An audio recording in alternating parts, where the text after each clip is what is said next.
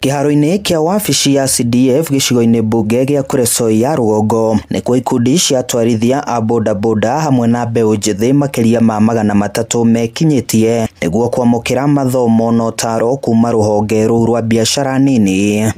Wale ambao wanaweza kunufaika ni vijana kutoka 18 years mpaka 29 years. Serikali imeweza kumulika hiyo kitengo ya miaka sababu hapo ndio mahali ambapo vijana fall on the category of job seeking in our country. So in a way of reducing the unemployment in this country, ni njia ya kuempower vijana pia so that tuweze vijana waweze kujitafutia njia ya biashara. Haha ritana rigikio kuri ya Kenya na makiria mbeũ njĩthĩ makorwo makĩyũmba ikundi nĩguo mahotage kwamũkĩra ngombo itarĩ njoherera kuma kuri thirikari.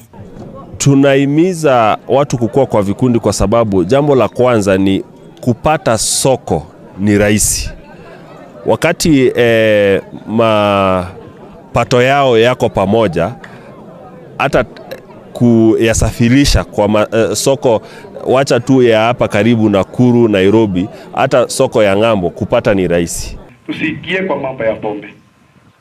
I know you are very much hard working, but hiyo pesa mkipata ufanye mambo ya development.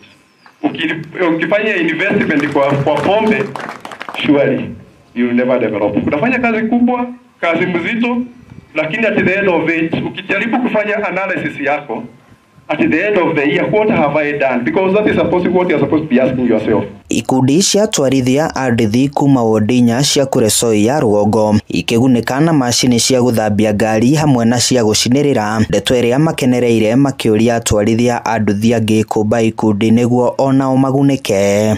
Vile tumepatika leo ni juu ya vikundi, naambia wale bado hawajaunda group ndio naambia waendelee kuingia group.